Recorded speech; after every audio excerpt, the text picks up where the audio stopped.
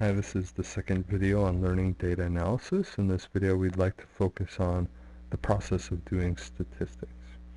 And the first thing to note is that there's a quite involved process with several steps, and that students need opportunities to do all of parts of this process: formulate questions, collect data, analyze data, and interpret the results. Too often kids don't get opportunities to do some of these. Oftentimes we focus on analyzing data with students in statistics, and they get shorted on some of these other areas. They really need a chance to do them all. Let's take a closer look at them individually.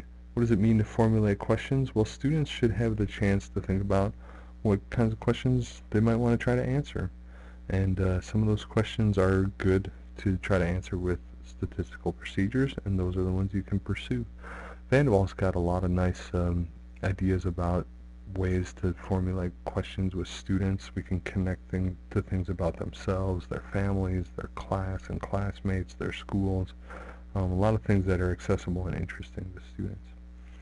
Students should also have opportunity to collect data. They can collect existing data, data that's already been gathered for some of their purpose they can get and use themselves. There's lots and lots of data out there on the internet, for example. But students can also collect new data, and if they're trying to answer questions about their class, they should have opportunities to collect data from their classmates.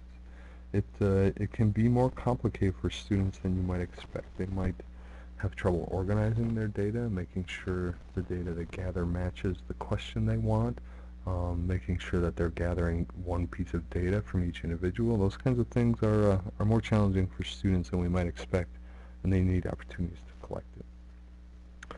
Analyzing data involves a number of different things. At the most basic level, students should look to classify data into different categories, and that's some of the most basic activities you can do with students, is to ask them what kind of categories can we put these in and simply classify data.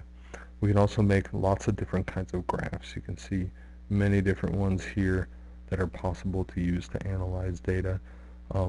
Students should know how to make them, know how to interpret them, and know how to tell what their data is telling them from graphs.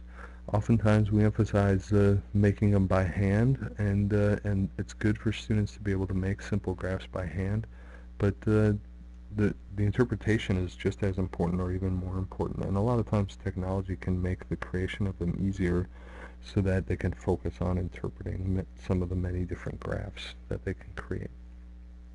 Students should also analyze data by looking at measures of center, the mean or the average, the median is another measure of center, the mode. All are important for students to learn about and understand. One of the key things for them to learn is that there's really two ways to interpret the mean: a leveling interpretation, which is connected to their concept of division. Let's take a look at what we're talking about here. For example, if I've got 3 pieces of data, this is the number of green lifesavers 3 people have. Somebody's got 3, 4, 5 here, and the average is a leveling out of these in some sense. What would these 3 people have if they all had the same amount? So we say, okay, well, I'm going to take one from the biggest one and move it over to the smallest one, and then we'd all have 4.